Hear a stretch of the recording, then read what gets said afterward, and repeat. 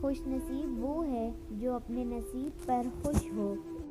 تعلق بھی رزق کی طرح ہوتا ہے، بدنیتی آ جائے تو برکت ختم ہو جاتی ہے۔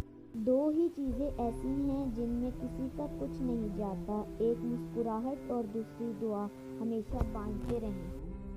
دعا کے مقام پر دعا دینا اپنی جگہ، بد دعا کے مقام پر دعا دینا بڑی فقیری ہے۔ خوش رہیں، خوشیاں بانٹیں۔ زندگی اتنی بھی بڑی نہیں ہے کہ مرنے کو دل چاہے، بس اپنے لوگ ہی اتنا درد دیتے ہیں کہ جینے کو دل نہیں کرتا۔ اللہ تعالیٰ نے سب کو شعور دیا ہے، اس میں امیر اور غریب سب برابر ہیں۔ کہ لوگوں کو ٹھوکر مارو گے تو وہ ٹوٹیں گے نہیں، لیکن پھسل کر تمہاری زندگی اور پہنچ سے بہت دور چلے جائیں گے۔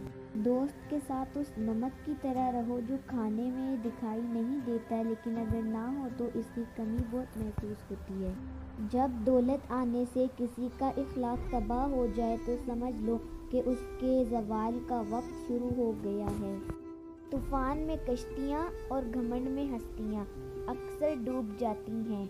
عمر میں بڑا ہونے سے کچھ نہیں ہوتا، بڑے آپ تب ہوتے ہیں جب آپ دوسروں کو برداشت کرنا اور سہنا سیکھ جاتے ہیں۔ سکون حاصل کرنا چھوڑ دو، سکون دینے کی فکر کرو تو سکون مل جائے گا۔ جس امت کو قبرستان سے گزرتے وقت مردہ کو سلام کرنے کا حکم ہے، وہ اتنی بے حس ہو چکی ہے کہ زندہ کو بھی بغیر مطلب سلام نہیں کرتی۔ انسان کا اخلاق، زبان، سوچ اور ظرف بتا دیتا ہے کہ وہ ان پڑھ ہے، پڑھا لکھا ہے یا پڑھا لکھا جاہل ہے۔